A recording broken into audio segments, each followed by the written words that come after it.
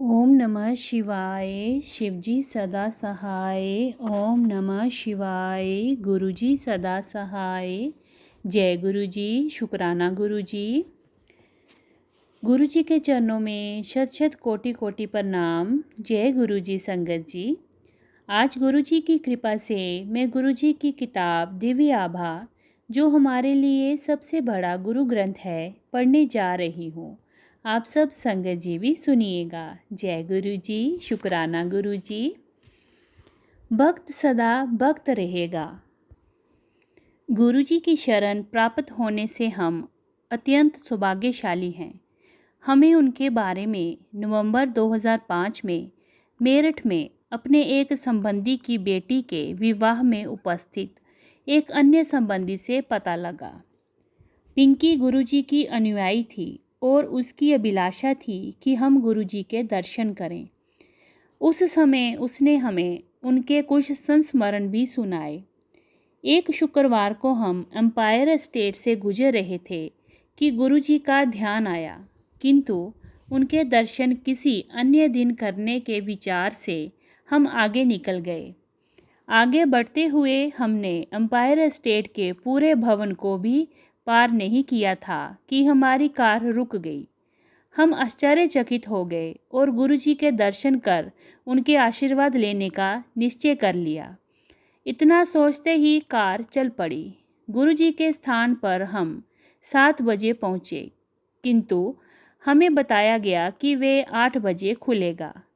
1 घंटे रुकने का सुनकर हमने किसी अन्य दिन आने का सोचा।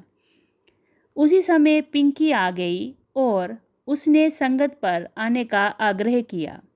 उस दिन से गुरुजी की संगत में लगातार आते रहे हैं। गुरुजी के दर्शन करने से पूर्व हम भटक रहे थे, किंतु उनकी दया से अब हम सही मार्ग पर अग्रसर हैं। बेटी अमेरिका गई।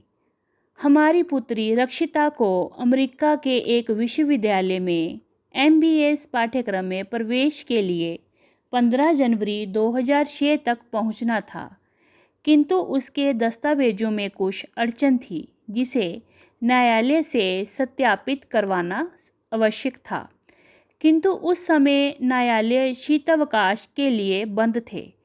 फिर गुरुजी की दया से एक न्यायाधीश आकर बैठे और उसके पत्रों को सत्यापित कर दिया।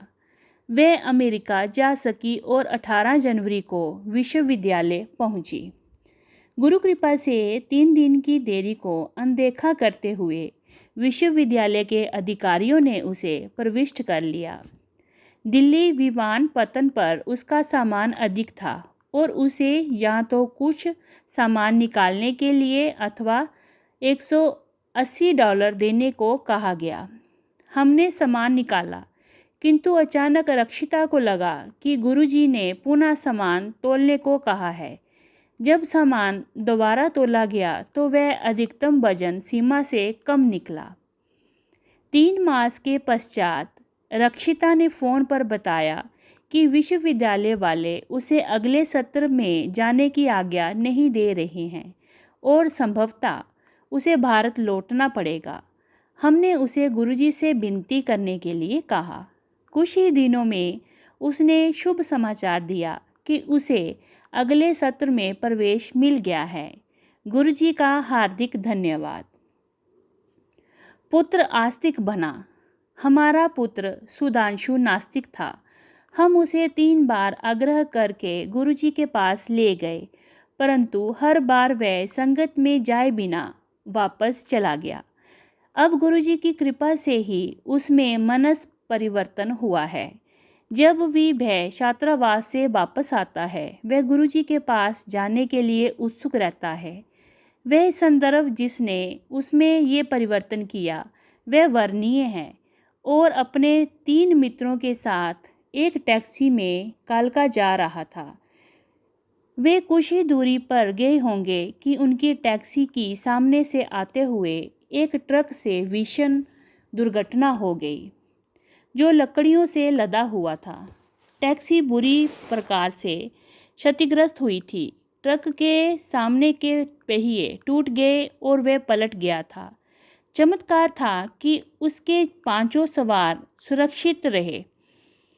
उनको मामूली चोटें ही आई थीं। सुधांशु के जीवन की रक्षा के लिए गुरुजी ने 4 अन्य लोगों को और बचाया था। सर्वविद्वान स्वामी गुरुजी छोटी छोटी बातों का भी ध्यान रखते हैं। 2005 की शीत ऋतु में एक उपचार के लिए गुरुजी ने हमें प्रतिदिन यमुना पुल पर जाने का निर्देश दिया था। एक बार एक चढ़ाई पर हमारी कार रुक गई। हमने उसको धक्का देकर चलाने का विफल प्रयास किया। उसके बाद गुरुजी से विनती करी। अचानक 2 सिख युवक कहीं से आए और उन्होंने हमारी सहायता करी। उन्होंने कार को धक्का लगाया और उसके चलने के तुरंत बाद पता नहीं कहाँ अदृश्य हो गए।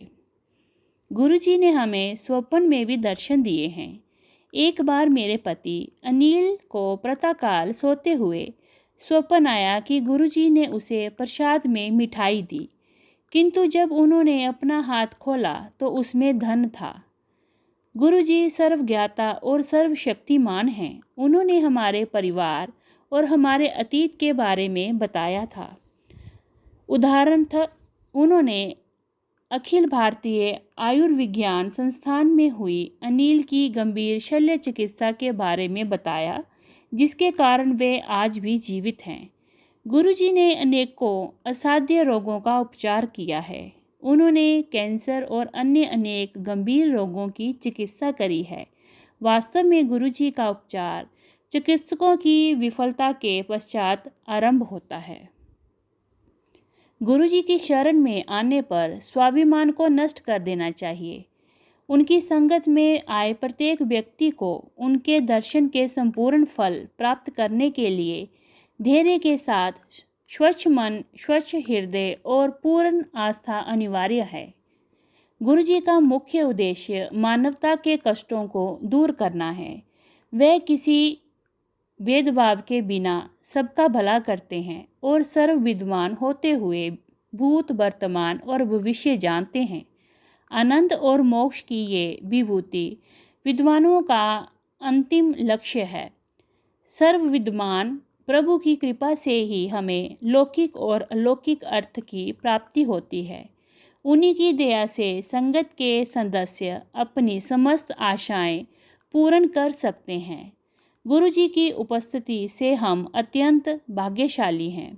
वे हमारे कष्ट और विपदाओं को दूर करते हैं। कहते हैं कि जिस वक्त पर आप कृपा करेंगे नष्ट नहीं हो सकता।